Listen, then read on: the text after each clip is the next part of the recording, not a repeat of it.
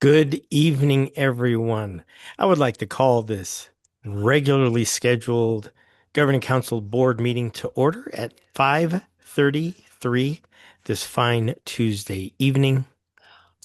And Miss Dottie, would you please conduct a roll call so that we can ascertain a quorum? Yes, sir. Chair Patrick Molina, Here. Vice Chair Heather Anderson, Here. Member Here. and Member Chan Schubert, There we go. and Dottie McKinney, Secretary, here. Thank you so very much. We have a quorum. Thank you all so very much. It is always a joy to see all of your faces on a Tuesday night. And without further ado, let's start our meeting with reciting the Pledge of Allegiance. I pledge allegiance to the flag of the United States of America and to the republic for which it stands, one nation, under God, indivisible, with liberty and justice for all.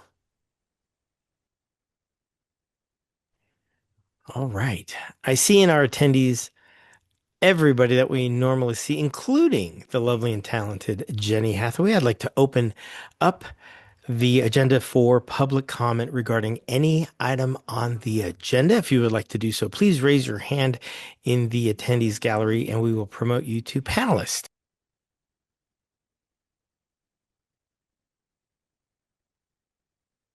We'll give everybody a moment.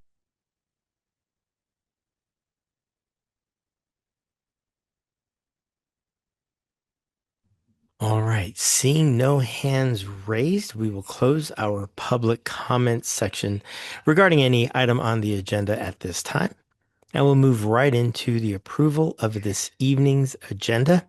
I move to approve our current agenda as posted. May I have a second, please? All second. Thank you, Mr. Brown. Any comment, folks, with regards to our agenda? It is a very fun-filled evening here, and if it gets a little bit long, I might move to either recess or if the item can be moved and held over to the next meeting, we will cross that bridge when we get to it. If there's no further discussion, Ms. Dottie, would you please conduct a roll call vote to approve our current agenda as posted? Yes, sir. Chair Patrick Molina. Aye. Vice Chair Heather. Yes. Member Yes. Member Chan Schubert Yes. and Dottie McKinney, aye. Our current agenda is approved. Moving on to item number 4 of our agenda is the approval. Item number 4, which is the approval of our meeting minutes from our special meeting held on December 18th, 2025. I move to approve our meeting minutes from December 18th, 2025, which was a special meeting. A second, please. I'll second. Thank you, Miss Jan. Any comments, corrections, or notes of omissions from those meeting minutes? Hopefully everybody had an opportunity to read those. I thought they looked fine.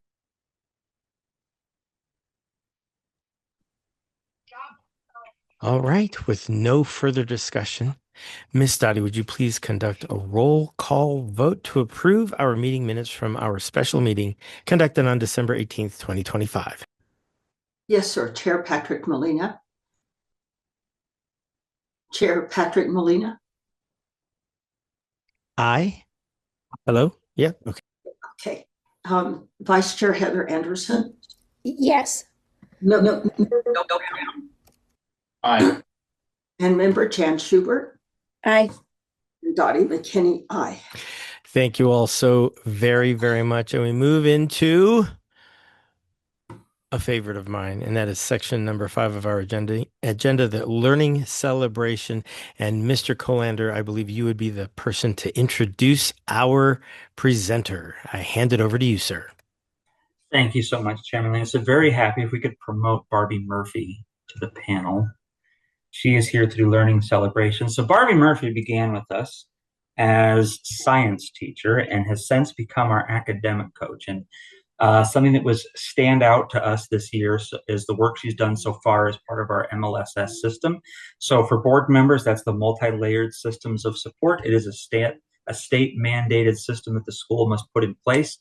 And I can tell you that in the early days of MLSS, when things were very primitive and people were on clay tablets and cuneiform, et cetera, Explore Academy was ahead of the curve. And I feel like we have always stayed ahead of the curve with this. And I think Miss Murphy has taken it to the next level. And I wanted her to be able to share out with all of you some of the work that she has done supporting students as our academic coach. So I will let Miss Murphy take it away.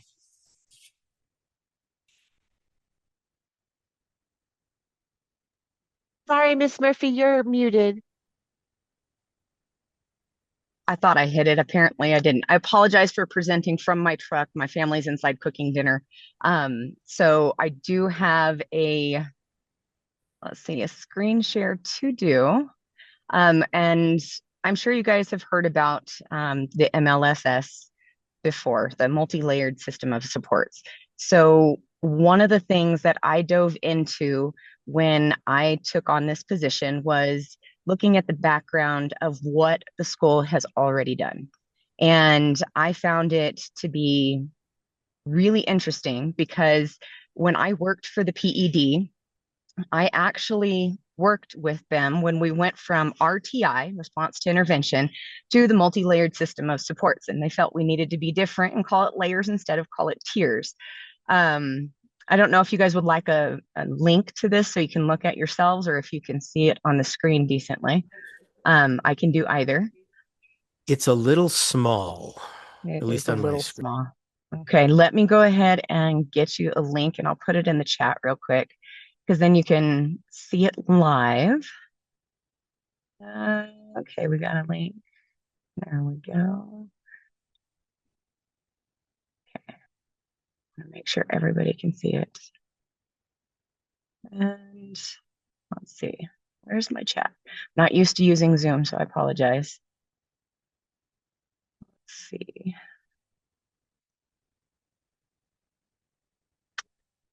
I don't know if that is it. Nope, that's not it. I just posted code in there for you guys. I've actually been working on coding different parts while I'm trying to pull this up, working on coding different parts of the spreadsheet and database that we have.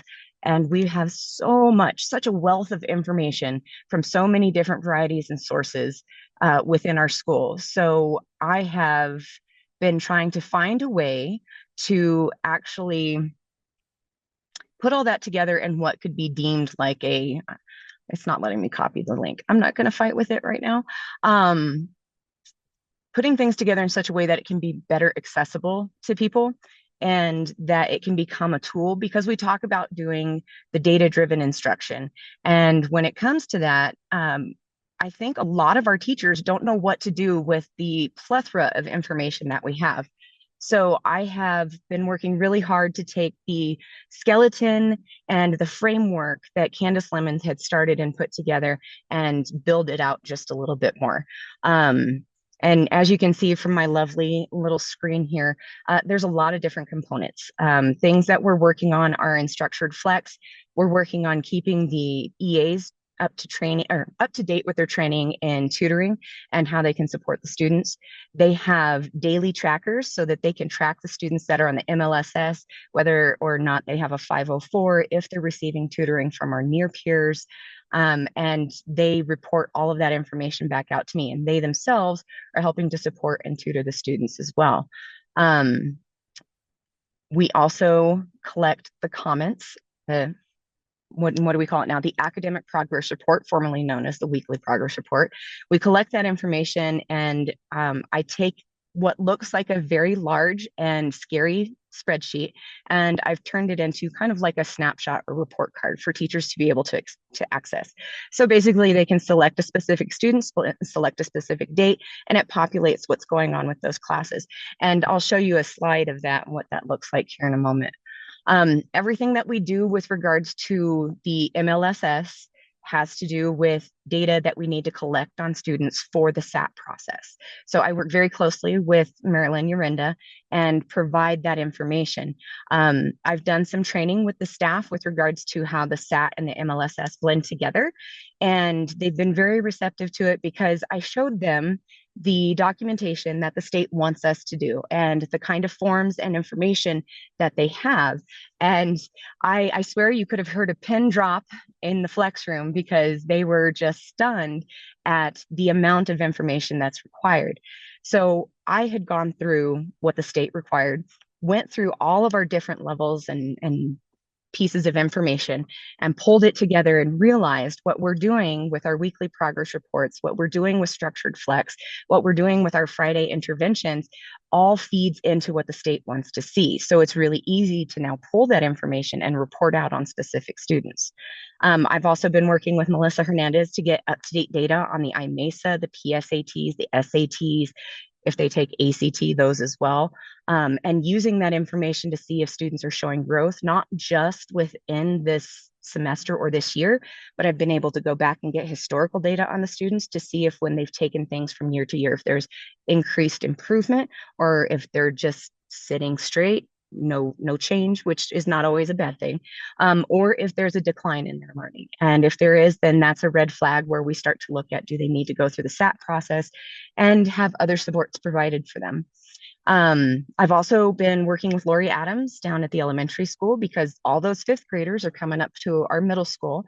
And so I've gotten historical data from her with regards to our sixth graders who matriculated up from the elementary so that we can get an idea of what they're doing down there and how it reflects on those students who have come up to the mid-high to see if there's any gaps we need to fill on that transition between. For our Friday intervention, we have seen significant improvement in the students who have been coming for the math intervention, which is outstanding. It is primarily 6th and 7th grade that are showing the improvement. One of the interesting factors that I think is frustrating across the board, and if you know middle school students, then you know 8th graders are notorious for not wanting to do anything. And some of their scores actually show that. And some of our repeats within academic structured flex also demonstrate that as well. But as I've known from teaching middle school for many, many years, it is not a predictor of what their success and their outcomes are going to be as they mature over time. Let's see, moving into the next one here. The tools that I have for tracking, I've got the MLSS support tracker and the academic progress reports for communicating with teachers. Now, the top one is pretty much visible to admin, special ed, our ELLs, our SAT coordinator, and anybody else who asks to have access to it. And it, like I said, it tracks the IMESA scores, the PSAT, SAT. I track what terms they've been in academic structured flex, when they've been exited, what layer of supports they're getting. For some of the students, we're tracking, what math classes are they repeatedly failing. I have lofty goals and aspirations to eventually build this out so that way I can start tracking flavors and teachers and even class periods that these students are failing, because sometimes time of day has something to do with it, personality conflict with the teacher, all of those different red flags. I want to be able to have something that can quantify it so that when I go to work with the student, I've already got a tool bag ready to go for them so I can work through that with them. Down below the student progress report there, as you can see, it's got a date. You've got the different subjects, and then you've got the different pieces of information that the teachers put in. Any teacher can access the student progress report at any time to view this. And this is just for the fall semester, so a new one will be started for the spring semester as well. But they're super handy, especially when I take the information from the student progress report and I compile it into the big MLSS support tracker.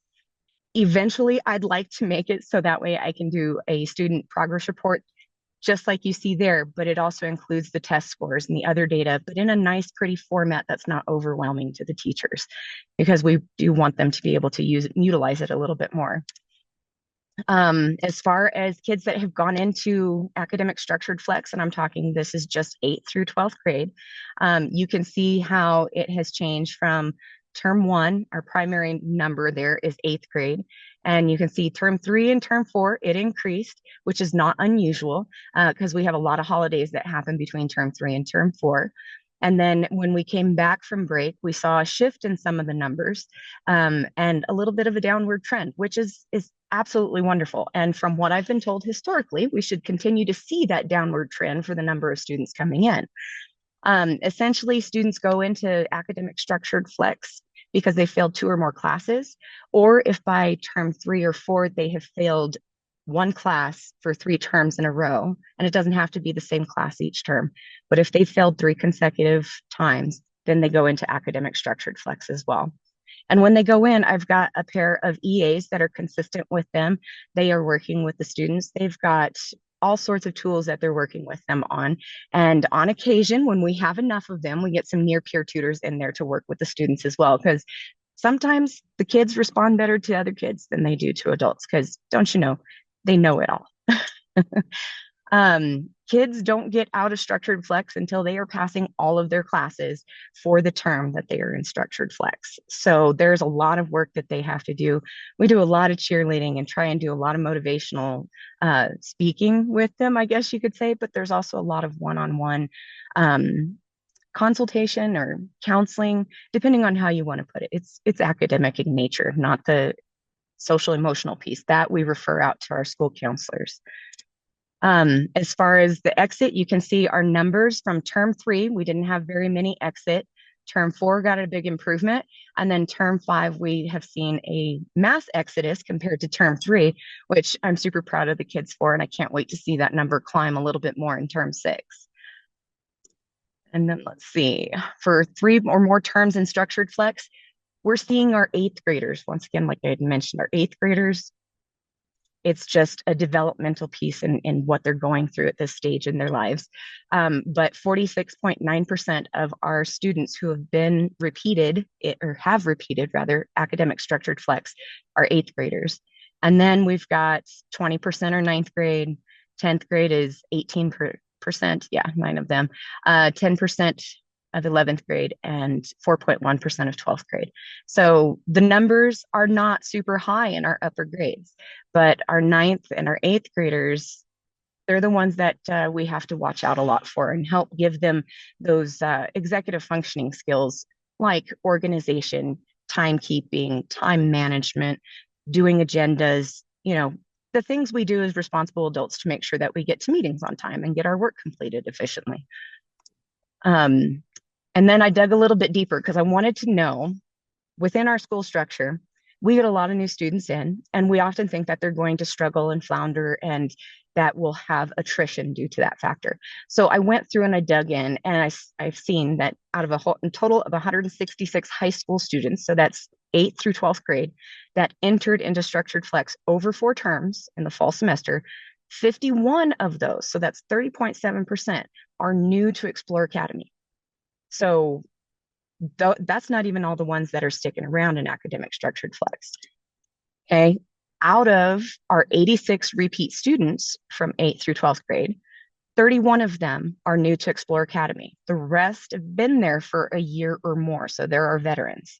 So it's not a huge number, but I was also digging a little bit deeper, and I found that out of all 166 of those students, we have only had 8 students leave the school. And out of those 8 students, only 3 of them were new to the school. So I think our retention is looking really good as far as the students that we're seeing move in and out of the school. And I do believe structured flex has a huge role to play in keeping the new kids around. So how are they supported in academic structured flex? We're using the SMART goal. Okay, so specific, measurable, achievable, relevant, time bound. At the start of every term or quarter with the middle school students, they have an academic success plan that they have to fill out. So it is a larger SMART goal, if you will. They break it down by class, they break it down by subject. Whatever the reason was that they failed a particular class, we try to go through and figure out what is the specific goal that you need to make so that you can pass this in the future. And it's got to be measurable. It's got to be reasonable and something that you can actually put results to. And the students don't realize that. When they think measurable, they're like, okay, so, I want to get 100% on this. Okay, that's a percentage, but we want to measure what's it going to take for you to get to that 100%. What if we say we start at 80%? What's that going to look like? Okay. Achievable is the other thing. We have students who set some seriously lofty goals, and we kind of have to rein them in just a little bit. And then we have some kids who become so overwhelmed they don't even know what they can achieve. So there's a lot of dialogue and conversation that goes into helping them to develop these things. And as with any kid, they're going to say, all right, so my relevant goal is that I need to study more. And so we want to look at what kind of relevant studying do you need to do? How does that look for this particular subject or for this particular activity? So we get specific on it. Time bound does not mean that it's something that has to happen by the end of that term. It could be something that happens by the end of that week or by the following week. We can chunk it out into smaller, more workable pieces. So we're working with that on the students because that's a huge piece of that executive functioning and skill set that they need as they're moving through high school and out into the real world for career and college. And then our flex managers, as I mentioned before, they're trained to tutor and support the kids. They track the data. And the data that I'm tracking as well with the EAs also helps to hold our near peer tutors accountable because it does show which students they're working with, what they work with them on, and how long they worked with them. So we're keeping detailed information. The flex managers, they work with the kids on a variety of subjects, and when they don't feel comfortable or they're unsure of what that is, they've been great at reaching out to the teachers. They've been great at reaching out to me for support. And it's been really nice to see the relationships that are being built between the flex managers and the students, and how we've become this nice little set of gears that are working together to try and get this, I hate to say it, conveyor belt moving, because it is from one grade to the next. So, and that concludes my slide deck there. Do you guys have any questions with regards to how this goes? When they graduate out of ASF, what does that look like? So when they leave academic structured flex, essentially what it is at the end of a term, until grades are finalized and I get the list of who are 2 Fs or more or 3 Fs, that sort of thing. Once all of that comes out and I'm able to go through it, I am able to go through and change the students' schedules so that they go from academic structured flex into free flex. And when that happens, I'll email the parents, I'll email the students and send a congratulations to them and let them know that there are conditions to staying out. They may have to come back in if they have 2 or more Fs again or repeat that same process. The other thing that I do with them too is I check in with them. I do continue to monitor their grades and I keep an eye on them in case they're going to come back. I also offer up my services of tutoring them or working one-on-one with them if they need it. So they're never completely off the radar. They're still there on my sheet. Nobody gets deleted. Is there any stigma associated with being enrolled in ASF from other students? I think that there is in the beginning of the year, especially because they all start with a clean slate. And so when you have to go into academic structured flex, for some of our middle school kids, the 7th graders going into 8th grade, all they've ever known was structured flex. So for them, I don't think there's as much stigma. But I know for the kids that are 10th, 11th, 12th grade, there is I don't want to say that it's shame, but there's a degree of disappointment in themselves that they feel. And so when I notice that that's kind of their demeanor, that's kind of how they're referring to themselves, I do have a lot of dialogue with them. I sit down and I talk. I express to them, if you want to reach out one-on-one, if you feel more comfortable meeting, in the office instead of in front of other people, we'll accommodate that. But I think as they get through the year, most of the kids, well, term 5, the kids that have gotten placed in academic structured flex, their attitude has been like, I did it to myself. I knew better. I should have asked for help and I didn't. I slacked off. So they're taking ownership at this point in the year. So I think the stigma kind of dwindles down as the time passes through the year, but it's there in the beginning. Okay, fair enough. Fair enough. Any other questions or comments from my fellow board members?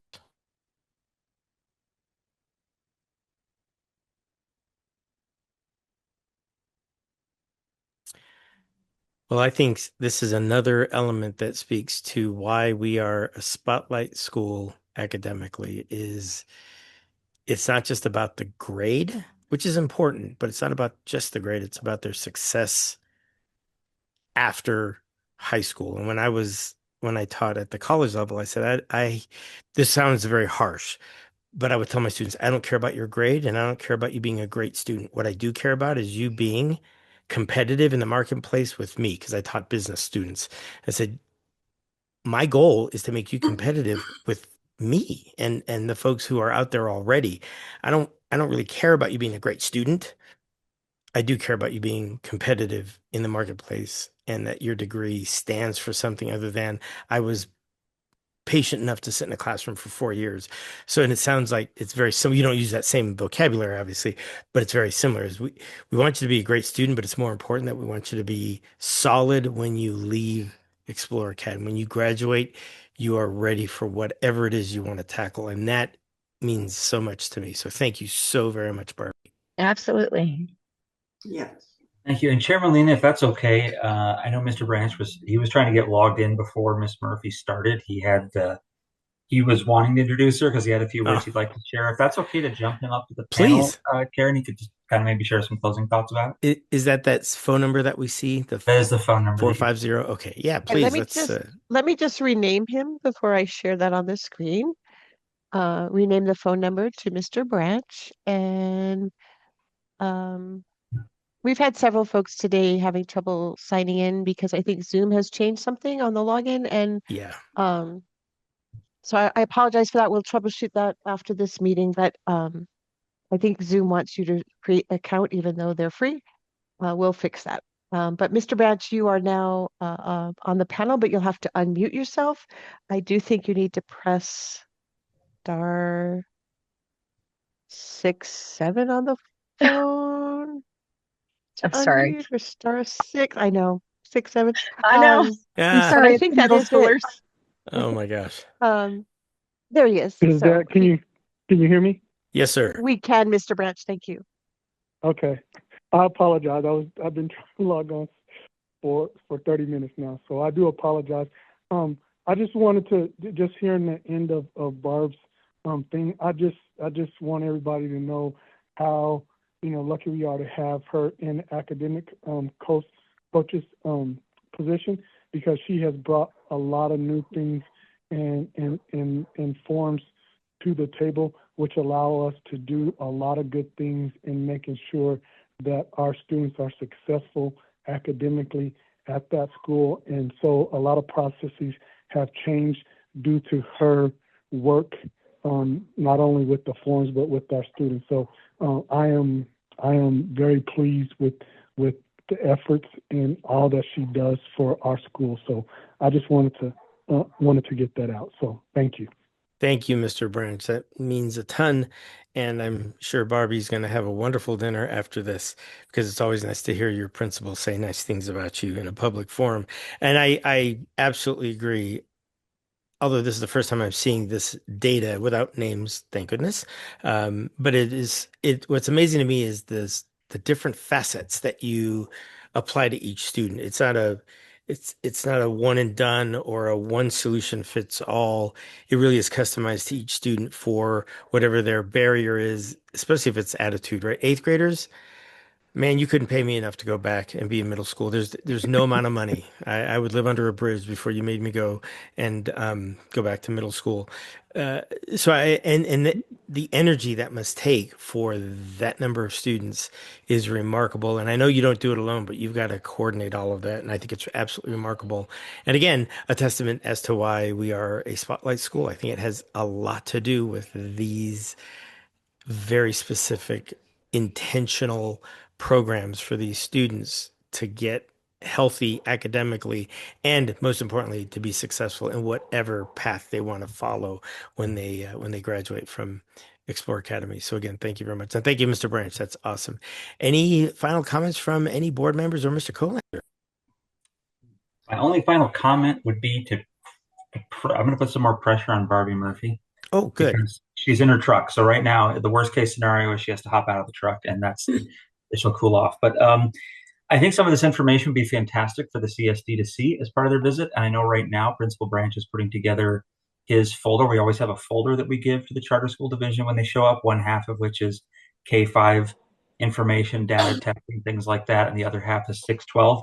I think because K-5 does so much more in terms of iStation assessments and reading assessments and math assessments, it's not quite as often robust on the 612 side in terms of what data we're actually pulling about student success mid-year. So if you could, as much as you can, make like, even if it's a two-sided one pager or something to that effect, or some highlights or some things that would be good. We always do what we can when CSD visits, which our visit is next Tuesday, is when we would need that by next Tuesday morning. But that's typically when we sort of showcase the success that the school has, and that information might be very helpful for them to see as well. Even parts of this presentation, so you don't have to reinvent the wheel, might be also helpful. I can totally do that. That's not hard at all. Thank you. And thank you for coming this evening. I appreciate your time. Very much so. I can only imagine the hours you put in every day, and then to have to take a little bit more time away from your family is greatly appreciated. And please thank all of them for sharing you with us this evening. Absolutely. And my kids attend the elementary school, so I have a vested interest. Outstanding. That's outstanding. Any final comments before we cut Miss Murphy loose? I just would like to thank you for all your hard work. It's just amazing what you're doing. Thank you. Thank you. I appreciate you guys. As a former APS teacher, that what you put up there is fascinating and really good. Thank you. I'm impressed. Oh, I blurred So out there. Miss, Sorry. yeah, Miss Murphy, I'm going to then, assuming there are no other comments, I'm going to move you back to the attendees, and then you're welcome to, stay and listen to this fine meeting, or go back in the house and have dinner with your family. So, but I do thank you for your presentation. Absolutely. Thank you guys for giving me this Bravo. opportunity. Thank you. All right. That's just unreal. And I'm a data wonk. I love me some data. And that was really, really great. Leading with fact as opposed to gut. And gut is important, but facts are, you can hang your hat on a fact. So, wonderful stuff, wonderful stuff. Well, all right. Let's go into closed session. And that does require a board vote. So let me put the motion out there. I move to approve entering into closed session for three specific topics: the acquisition of a new facility to create a K through 12 campus and related financing, to discuss issues under the attorney-client privilege, and to discuss limited personnel matters as permitted under the New Mexico Open Meetings Act. A second, please. Second. Thank you, Bill. I think Bill got in there just under the wire. If there's no further discussion, Ms. Dottie, would you please conduct a roll call vote so that we may enter a closed session for the purpose of discussing the acquisition of a new facility to create a K through 12 campus and related financing, to discuss attorney-client privilege matters, and to discuss limited personnel matters as permitted under the New Mexico Open Meetings Act. Yes, sir. Chair Patrick Molina. Aye. Vice Chair Heather Anderson. Aye. Excuse me. Member Jan Schubert. Aye. Member Bill Brown. Aye. And Secretary Dottie McKinney. Aye. All right. Thank you all so very much. I believe Karen has entered into the chat our link to enter into the closed session.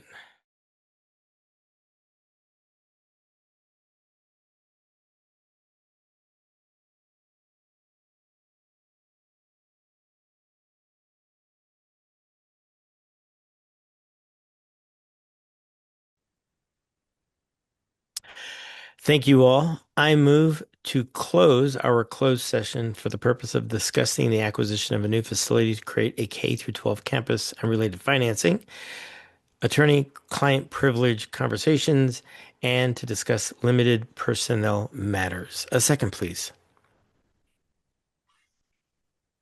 I'll I'll second. second. You get three of us We now. really want to end that session. We'll go with Heather on that one. All right. Miss Dottie, would you please conduct a roll call vote to close our closed session for the purpose of discussing an acquisition of a new facility to create a K through 12 campus and related financing, attorney-client privilege conversations, and discuss limited personal matters as allowed by the New Mexico Open Meetings Act. Yes, sir, but I need to confirm who seconded the motion. Heather. Heather, thank you very much. Chair Patrick Molina. Aye. Vice Chair Heather Anderson. Aye. Member Bill Brown. Aye. Member Jan Schubert. Aye. And Dottie McKinney. Aye. Thank you all very much. Thank you all for the robust conversations in the closed session. There are no items that we need to vote on as a result of any of those discussions. All right. Having said all of that, we do have board committee reports, if any. I'd like to open it up for our audit committee. We still can't discuss. It has not been released formally. So that audit committee is just there as a marker. Finance committee, we did meet and we discussed quite a bit of that in the closed session. I don't know if there's anything else we need to report out on Chair Brown. Very good. And our facilities committee, any updates? Unfortunately, no. Okay. Very good. Thank you very much. I think we have Hannah in the attendees. We can elevate her to the panel so that we can get on to item number 7 of our very busy agenda, and that is our school finances reports committee update and any bars, which looks like we might have some conversation for a bar. So we will open it up to Miss Hannah. Thank you very much. Hi, good to see everybody. I'm going to share my screen if that's okay with you guys. Please.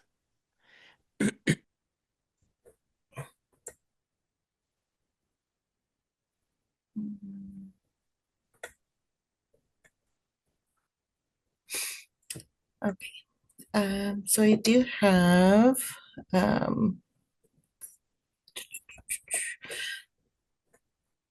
we do have a bar that we do need to vote on. But first I had a couple of other items I wanted to just go Please. over. And if you could put that in presentation mode, that'd be great because my old eyes can't see that tiny text. Oh, yeah, of course. Don't know why. Let me move over here.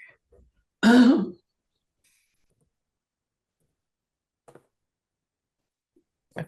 Is that a little bit better? Can't see. I can't.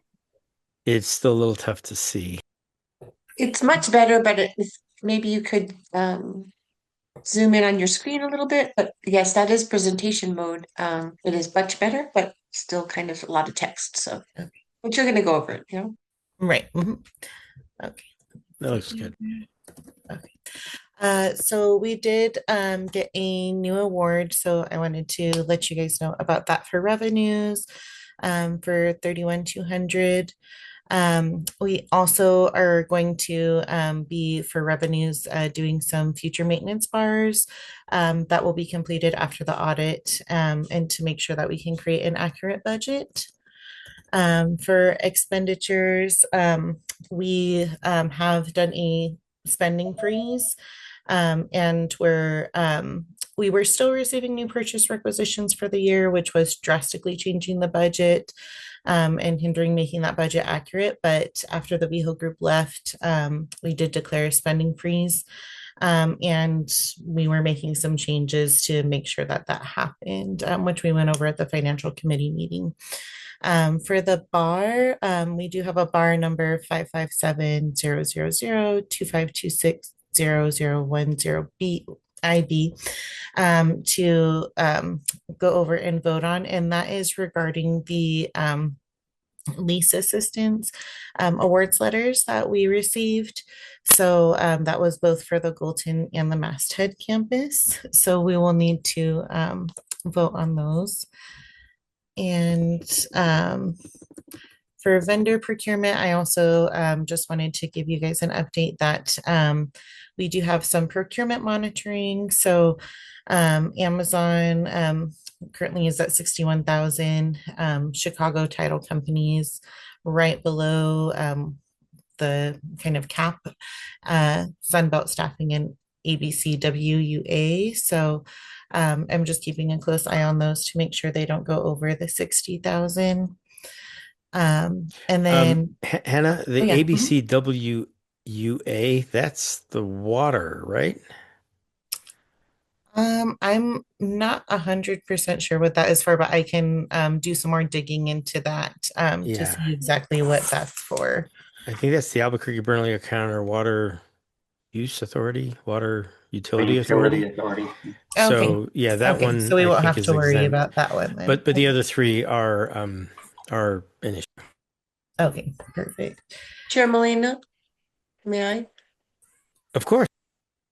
Thank you. I just want to also say that Sunbelt Staffing, we did an RFP. That is the special ed staff that we have two teachers that are actually on contract because we couldn't find special ed staff, and the board approved an RFP for that at the last meeting. So that old PO should be closed for the services, and a new one is started. We had to put out an RFP because of the value that these two staff members were going to need.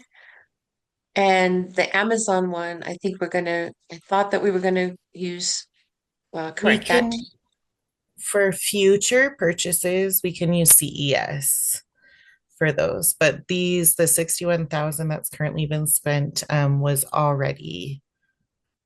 was before using it as a CES vendor.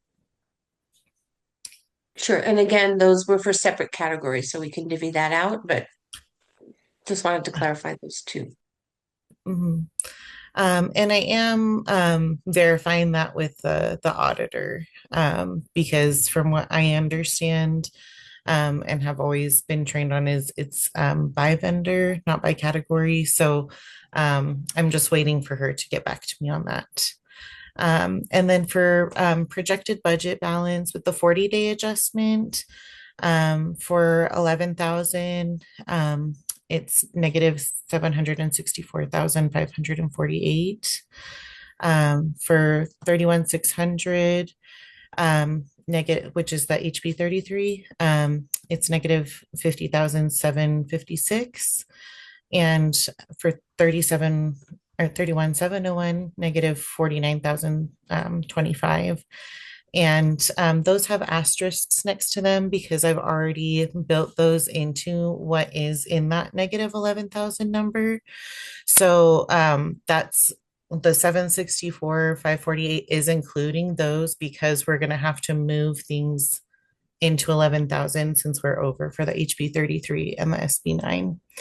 And then the 31,703, which is the state SB9, the state match, there's $55 in there. So we did complete the exit conference for the audit in December, and CLA is submitting all of their documents for that. We should hear back next month for them.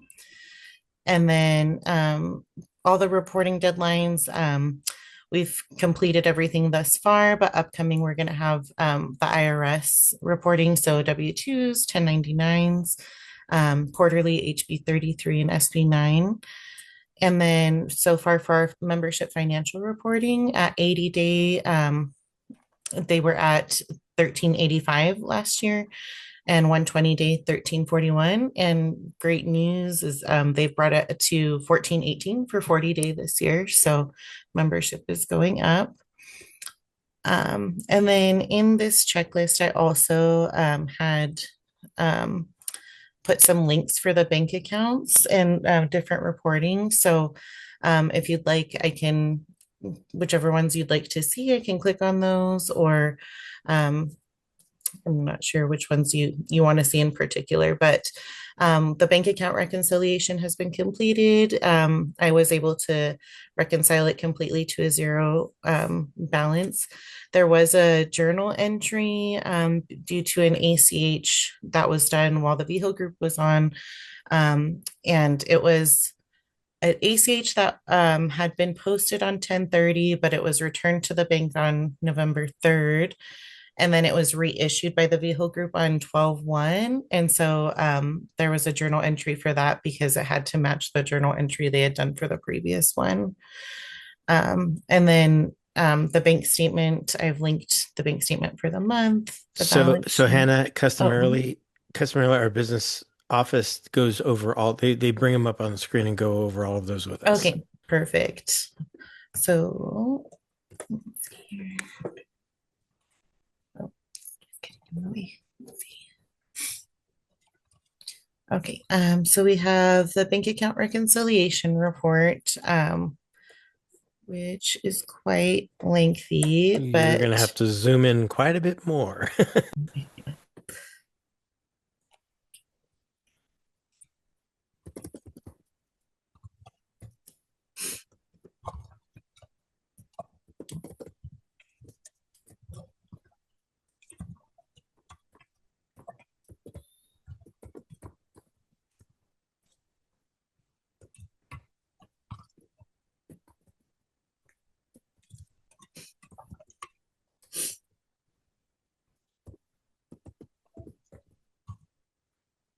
okay.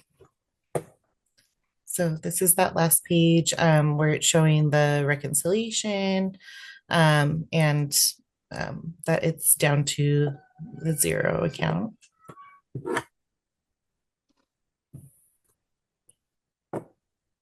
Was there anything in particular in this report that you wanted to see?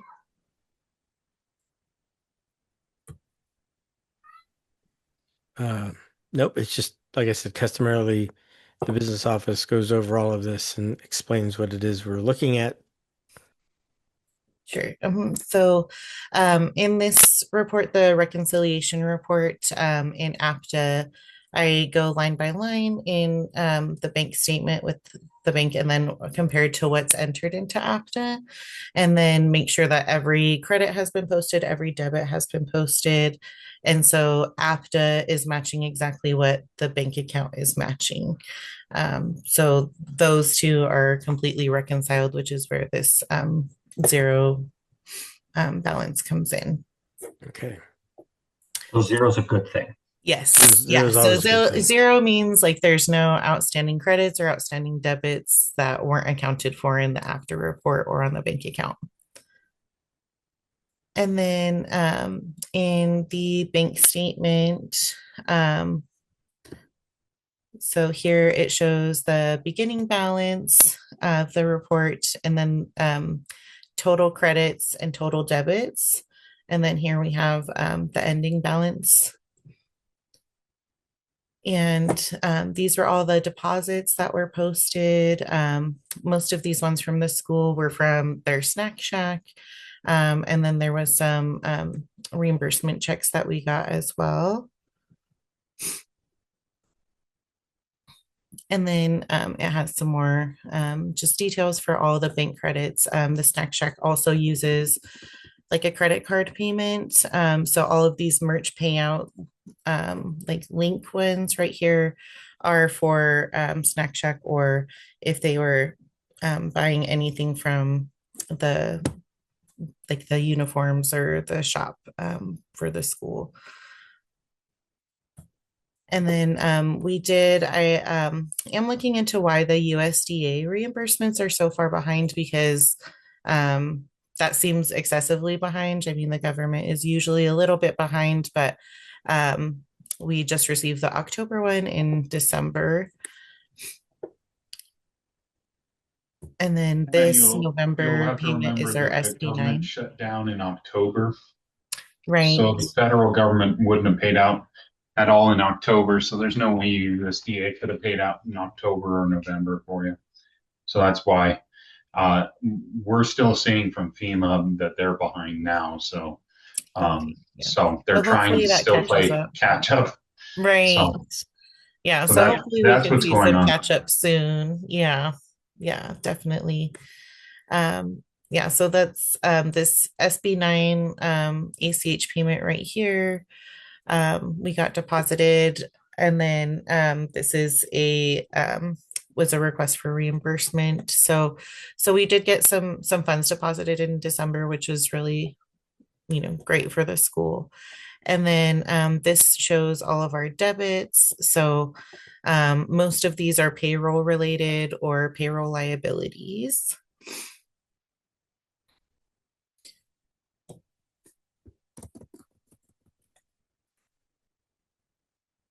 And then this shows the checks that were paid. We have, I know in the past, there was some issues with like the checks being the positive pay getting taken care of. But we are also going to be moving towards using ACH for the vendors. So that way it also eliminates as many checks as possible that we're sending out.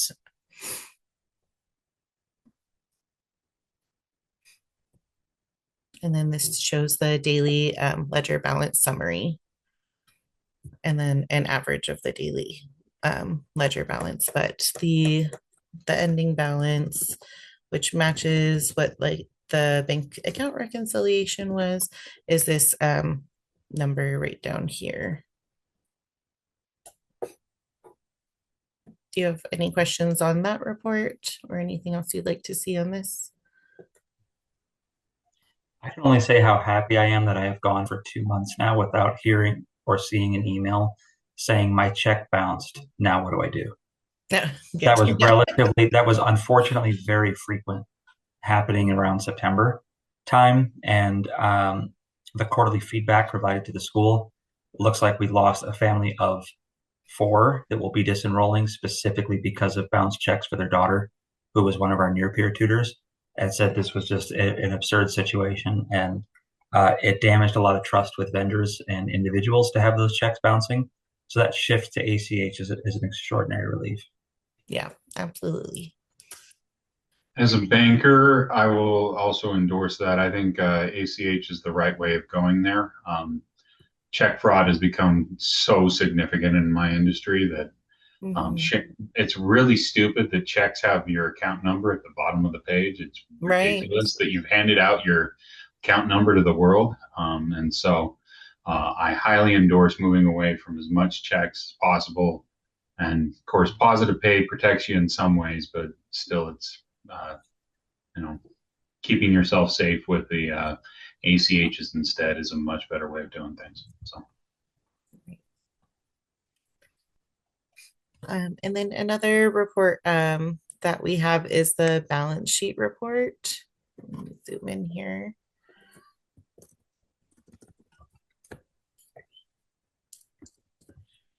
So this just shows a balance of all the accounts, and okay, baby. So it has all of our accounting by fund. So here at the top where you see like that 11,000, 13,000, 21,000, all of those numbers. It has, hold on, baby, mommy's working. It has all of the all of the balances here towards the bottom of the sheets. So right here, it has the subtotal of all of those groups.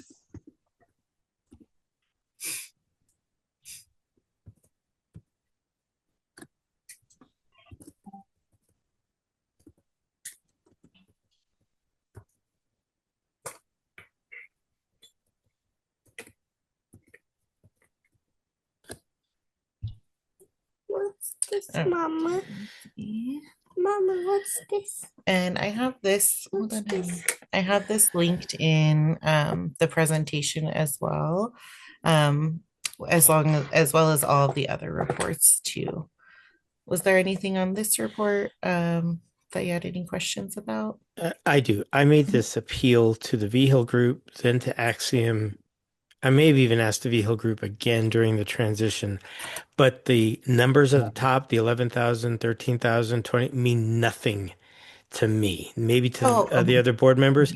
Can we get a decoder ring for all of those, please? Because it doesn't make any sense. absolutely. Yeah. And I think it would be nice for us to know the sources, what those numbers actually mean, so that we can ask more intelligent questions. Because you're asking us, do we have questions? Yeah, I don't know what the Right. hell Yeah. 13,000 is. Yes, yeah, absolutely. What I could do is I could, because this report just comes straight from APTA, and most of the reports that I'll pull will come straight from APTA just to make sure they're accurate reports and I'm not transposing any numbers or anything like that. But what I can do is I can edit this and just put like a little text box next to those numbers so that like which fund those go to. So for example, like this 11,000, that's the SCG, so that's the major operational fund. 13,000 is transportation, 21,000 is related to food. This also is related to food services. So, and then non-instructional support. So I could just go in and like put little tabs on all of those just to help. And then just give us kind of a quick little itty bitty 2-column spreadsheet. Here's the account number, here's what it means, so that Mhm. I can ask some intelligent questions. And I've been asking for this for 4 years. So Yeah, I'd love absolutely. for I that can do dream to that. come true. Yeah, I can do that super easy, no problem. I'm just gonna make myself a note. Mommy. Hold on, baby. Okay. And then we also have I pulled up a purchase order report. Unfortunately, the way that sometimes these get pulled out is not super user or view friendly, I should say. Um, but this report, which is quite lengthy, shows all of the purchase orders that have been created and issued and closed, like as far as today. I will in a little bit. Okay, go sit down. But it has the status. So closed means like we're not adding any more to it. The PO number, the date issued, the ordering vendor and the order total, and then paid total if there's been anything paid towards that. Sometimes things will get changed if there's a date change or you'll see like a change number here in this column if it was changed. And I put like why it was changed. So that actually will show up on a different page since it didn't kind of combine everything into one page. But there will be a note if there is a change for any reason.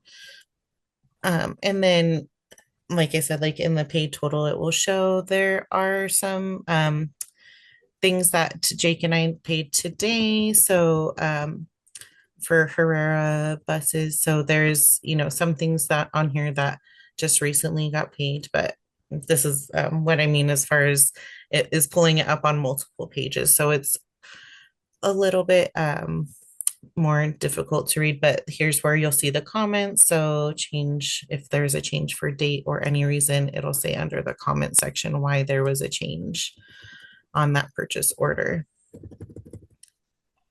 And then it has, of course, who it was issued by, and then the purchase requisitioner, and who requested it. So, yeah, like I said, like this is a really lengthy report. It shows all of those POs. Is there any POs in particular that you had wanted to look at, or any questions regarding purchase orders that I could answer? I don't know what changed, but and I'm speaking just for me, but this is very difficult to follow. especially because you've got comments on one sheet. And is there a way that we can clean this up maybe for next month? Because this is, again, speaking for myself, this isn't terribly useful. Sure. Yeah, I can see in the APTA settings if there's a way to change it. And if there's not an APTA, then I'll see if I can get it to format differently, just so it's a little bit easier to go straight Okay. across the lines. Thank you. Mhm. Yeah, thank you. Thank you. I know you're still trying to get your arms around all of this, Jazz, and I really appreciate that. But I have to be honest, this doesn't make I'm having a hard time sorting through it to ask anything intelligent. Um, Hannah, this is Dottie McKinney. Um, I noticed that there's a PO number and the date that it's issued. Um, does it track requisitions? How is a requisition handled? So, Mhm. does So it check the balance in the account, in the budget amount? I mean, so yes, so this gives us a picture in a way after the fact. And mhm. so, I would be interested in knowing where it starts, the requisition, the date of the requisition, and when it's actually turned into a PO. Yes. So the great thing with APTA is that when there is a purchase requisition asked, when it before you submit it as a PO or you approve it to be issued as a PO, it will pop up with a screen if you're over, or if it's going to make you go over budget in that area. Unfortunately, with the way that the budget has been handled in the past, is it wasn't what's in after right now isn't going to be super accurate until, as far as budgeting goes, until we're able to put in those bars, the maintenance bars, and kind of clean it up once the audited financials come out. So right now it's the what when it's popping up that we're over budget or something, it's hard to know how accurate that is, um, based off of because the budget in APTA wasn't put in there correctly in the first place. But we're going to work to get all of that cleaned up really hard over the next month, and just try and get everything as cleaned up as we possibly can before the next board meeting Yeah, too. I super appreciate it. Thank you so much. Thank you. Yeah, of course. And I believe, let's see, so on this page, you can see like the requisition date. So like I said, when I can get this cleaned up better and you can just go straight across the line, then you'll be able to see, the date it was issued, and then go down to this column where it says requisition date. So you can see when it was requested versus when it was issued.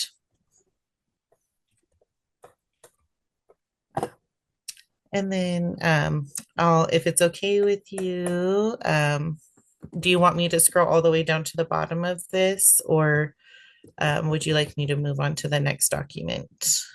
Move on. Okay. And then this is the bar adjustment request that I have submitted for the Golden and Masthead lease to purchase reimbursements. So this was the total amount that the school received for those. And the award letters are also linked in the presentation as well, so that you're able to see that too. So this would be what we would need approved tonight for the bar. All right. We can do that here in just a little bit. Do you have anything else to present out, man? This is just the award letter, one of the award letters, and then the other award letter. I do also have account summary break reports. So this one specifically is for expenditure. On this report, it goes line by line to go through all of the expenditures. The beginning date on here is 7/1, since that's when we started the fiscal year, and the end date is 1/8. So let me try and zoom in somewhere.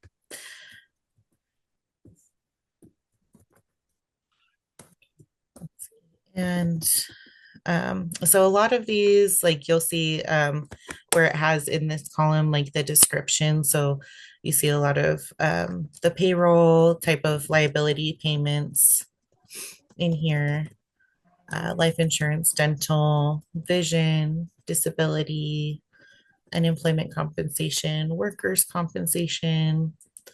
And then here we start getting down more into supplies, instructional materials, and all of these things are in the 11,000 code, which is the SEG operational code.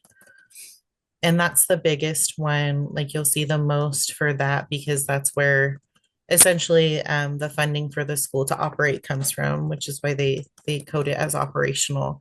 The other codes, so HB 33 as well as SB 9, are additional codes that come much later. Um, this 23,000, that's for non-instructional. And then, yeah, there's like you'll see a few different kinds of codes in here, which when I give you that sheet, those will make a lot more sense. And then down here at the very bottom, it brings in all of the subtotals. So this column right now, where the budget year to date, like we're not really looking at that yet until we're able to get that cleaned up. The encumbrance year to date just shows everything that is not has not already been spent, but that we have like an open order for, or that is budgeting to be spent by the end of the year. And then the actual year to date is what we've actually spent so far.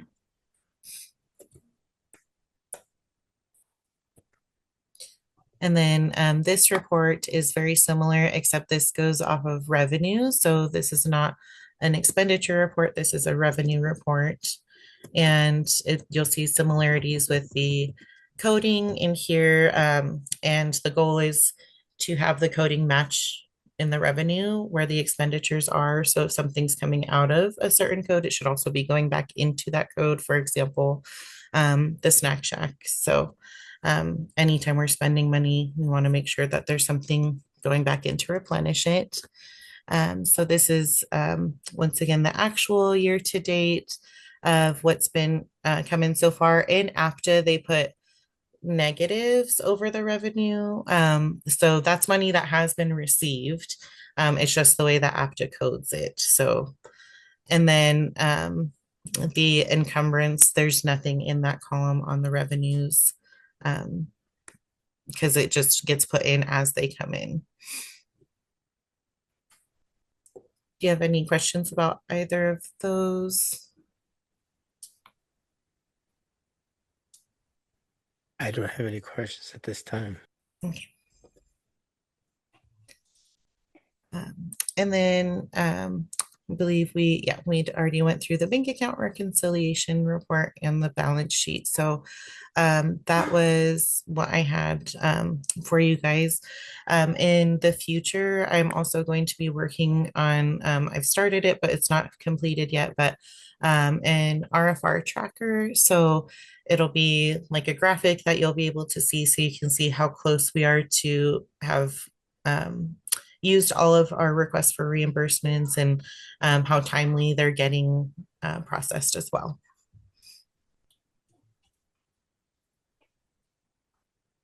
Okay. Fellow board members, any questions with regards to anything that we've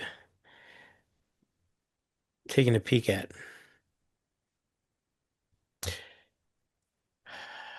All right. Well, very good. Well, then, thank you so much, Hannah. We're going to take a vote really quick. I move to approve the bar ending in 0010IB. A second, please. I'll second. Thank you, William. Any further discussion? Miss Dottie, would you please conduct a roll call vote to approve the bar ending in 0010-IB? Yes, sir. Chair Patrick Molina. Vice Chair Heather Anderson, Aye. Member Bill Brown, Aye. Member Jan Schubert, Aye. and Dottie McKinney, aye. All right. Let's see where we are on our wonderful agenda here. Thank you, Hannah, if you're still here. Thank you so very much. Yeah, there you are. And we look forward to other future report outs. Thank you so very much. Like I said, we know you're trying to get your hands around all of this, so we appreciate all of the efforts. Thank Um, you. Chair Molina, Yes, ma'am. do we need a vote to accept the financial reports? I Oh, think we sure. went to the bar. Let's do that. Yes, yes, yes. Yeah. I Thank move you. to approve the financial reports as presented for the month ending December 31st, 2025. A second, please. Aye. Second. Oh, thank you, Miss Jan. Any further discussion? Miss Dottie, would you please conduct a roll call vote to approve our financial reports as presented for the month ending December 31st, 2025?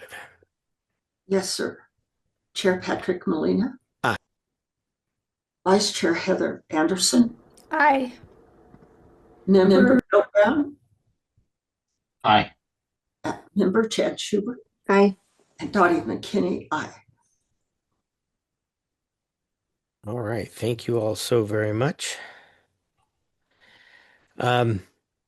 So we are at the 9 o'clock mark right now.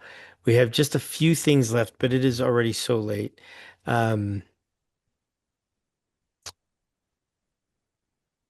I so Karen, are these last bits things that we can just cover in our next meeting, or do we need to recess and continue this on another night? What's the best way to proceed? I'm going to defer on the school leader report things to Jake and you, but in terms of letters B and C, Director of Operations report is linked there. I would propose that if you wanted to end this meeting, you could have instruct board members to review it, and we could bring Alicia to a future meeting if there are any questions. For the monthly update, same thing. And then I would like just a couple of minutes to talk about the visit next week, but that's really small. In terms of governing board participants, I just want to clarify that. But otherwise, I don't see anything on there that needs to be discussed now. I do think if you're not going to recess, you should open up for public comment just in case. We'll do. All right. So what I'd like to do, folks, is I think we're going to dismiss for right now Katia and Lisa and Alicia. We'll try to catch up on all of that at our next meeting. Jake, I would very much like you to give us a quick union petition update, the bus contract for Friday, which is probably a 2 sentence conversation, and then the CSD site visit that's coming up really, really fast. That's feels like it snuck up on us. And then to Karen's point, I think if we can review the links that are on this agenda and cover it next month, that would be absolutely brilliant. Is there any objections to making that change, folks? Mm-mm. Very good. All right, Mr. Colander. Very good. And yes, the report is linked out for IMESA. Single word response to the bus contract for Fridays canceled. No Roger longer that. providing buses on Fridays for student numbers.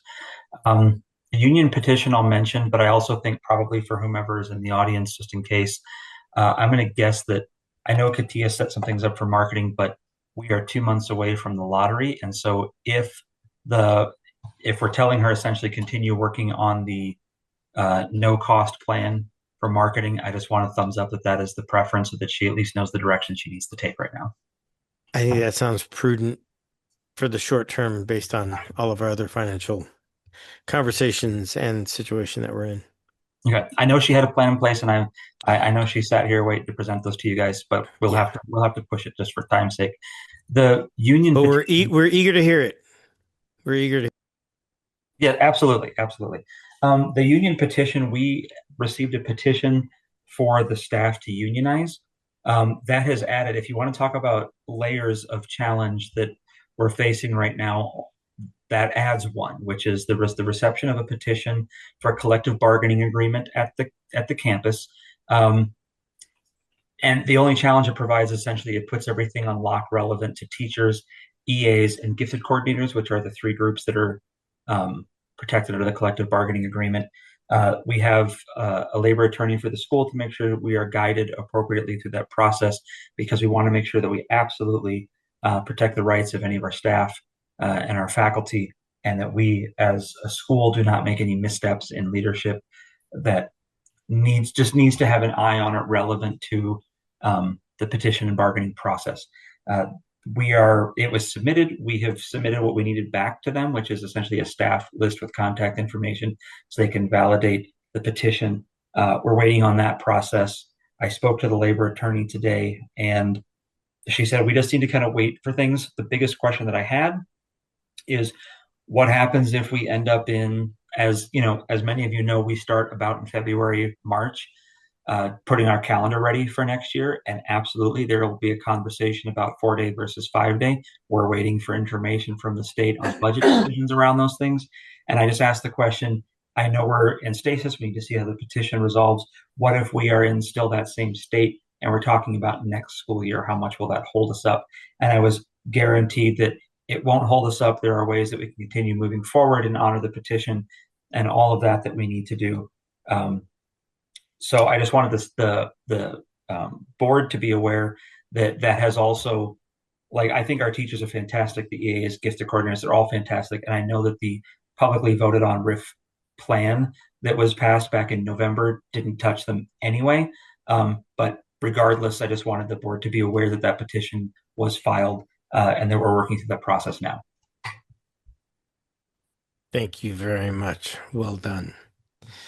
All right, we are skipping over the Director of Operations report. We'll catch up on that next month. And then I think, Ms. Warner, you wanted to chat about item C4, the CSD visit coming up next week. Yeah, so just that confirmation on who will participate in the focus group when the site team is here. I wasn't sure that I had who is participating for sure. Maybe Jake, you have it, but I just wanted to clarify that. Otherwise, just for the rest of the board to know that the site visit is on the 20th and 21st, one day per campus, basically. And it will also include, as do all site visits, student, staff, family, student, staff, governing board focus groups, and also a finance discussion. Usually that's done virtually with the head administrator and the school business official. So who from this group is going to participate in the governing board focus group? Can you tell us the time and date? Yeah, I knew you'd ask me that, and I'm sorry. Jake, do you remember the schedule that you Yes, I'm laid sorry. It's out? 1 o'clock on the 20th. Thank you. Thank you. So Tuesday, the 20th at 1 p.m. It can be in person or it can be arranged virtually. As many of you can attend as you'd like, but if it's a quorum, I do have to post it.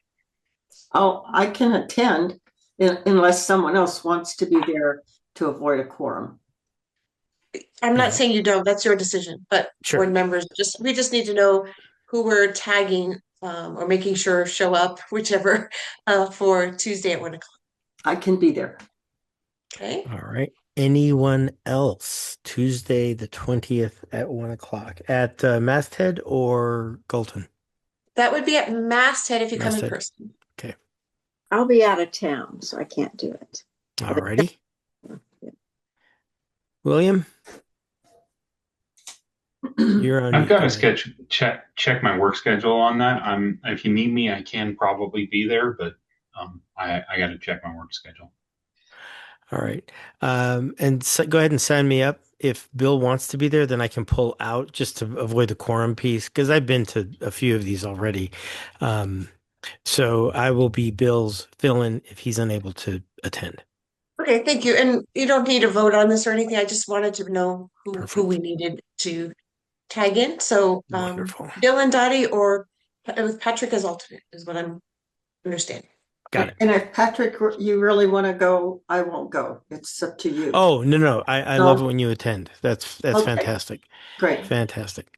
Um, Very good. Thank you all so very much. Any board comments? We are on item 9 on our very full agenda. Going once, twice. My only comment is thank you all so very, very much. We're in some trying times right now, but I am lifted and confident that we will get through this wonderfully because of the people's faces I see on the screen right now. So thank you all so much for your special trust and confidence and your dedication to getting us squared away. And I don't take that lightly, and I really, really desperately appreciate each and every one of you. All right. I'd like to open this up for item number 10, public comment regarding any item not on the agenda. And we have Jenny Hathaway.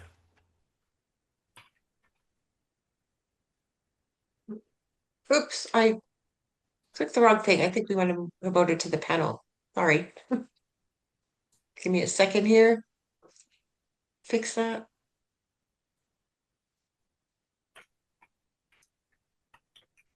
Okay, can you guys hear me okay? Yes, ma'am. Yes, we can. Great.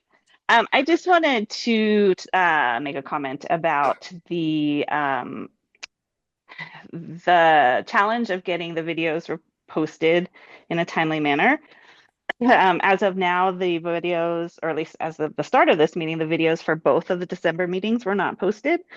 And the other comment I'd like to make is if there is some way that when you do have a special meeting, if that can be sort of publicized a little bit more, because right now, in order to find out that there will be a special meeting, one would have to click through to the current agenda and check that daily to see when the next current meeting is going to occur. And that is, for me, I find that challenging to know as someone who does attend these meetings and is interested in staying informed. There have been several special meetings recently where I was not aware it was going to happen. So they're both sort of timely issues on getting the information out there to the public to know that these meetings are happening and what occurred in the meetings.